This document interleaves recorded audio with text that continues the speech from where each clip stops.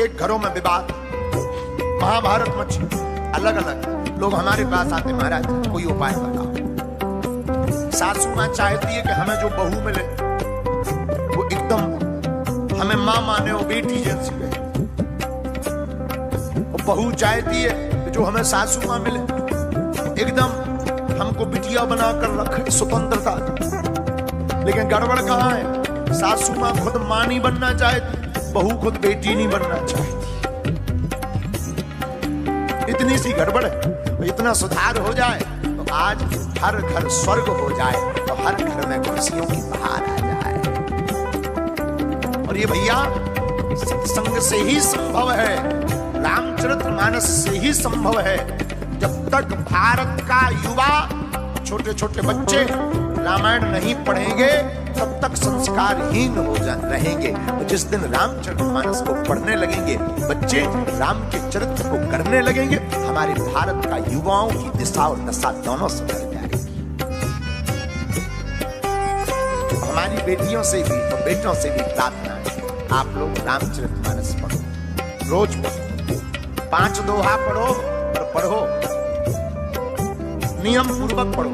हम अपनी बात बताते हैं, हम स्कूल तो कम गए, लेकिन हमारी माताजी की एक आदत थी, वो प्रतिदिन हमसे रामायण पढ़वाती।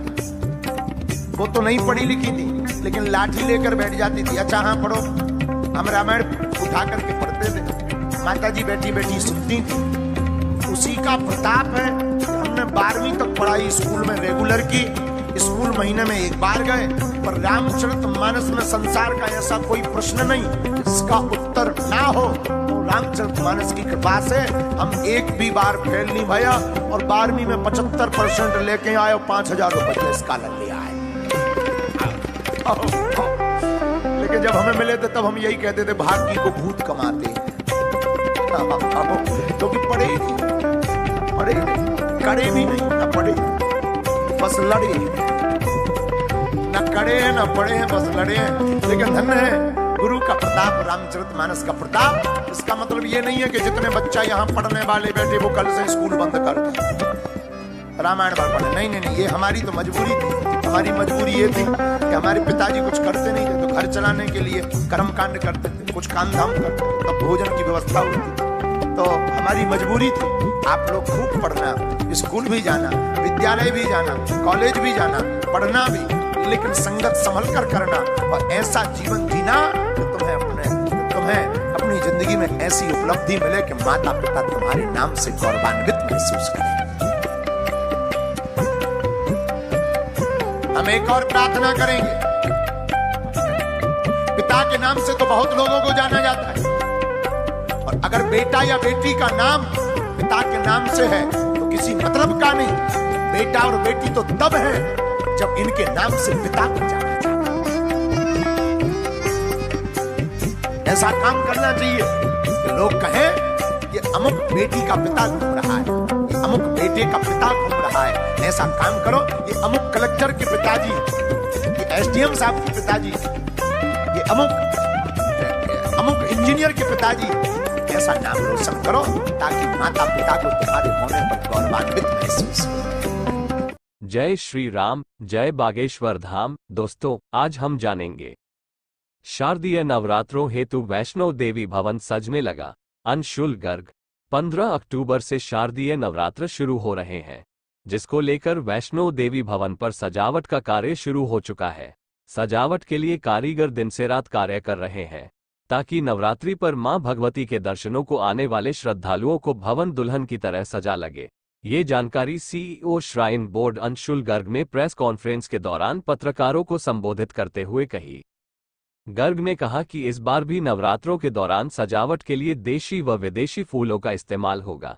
वहीं वैष्णो देवी भवन की यात्रा मार्ग पर बने भोजनालय में फलाहार आदि की व्यवस्था भी रहेगी। गर्ग ने कहा कि यात्रा मार्ग पर 1 वर्ष से RFID कार्ड सुविधा चलाई जा रही है, उसमें भी श्रद्धालुओं के सुझाव को देखते हुए कुछ सुधार किया गया है। गर्ग ने बताया कि नवरात्रों के दौरान RFID कार्ड सुविधा सुबह 4 बजे से श्रद्धालुओं को कटरा में उपलब्ध होगी।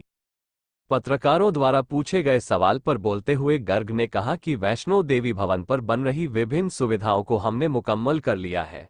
अगर 12 अक्टूबर को भारत के राष्ट्रपति का वैष्णो देवी दौरा अगर तय समय पर होता है तो इन सुविधाओं का लोकार्पण हो सकता है। श्राइन बोर्ड व पर्यटन विभाग के सौजन्य से नवरात्र महोत्सव का होगा आगाज।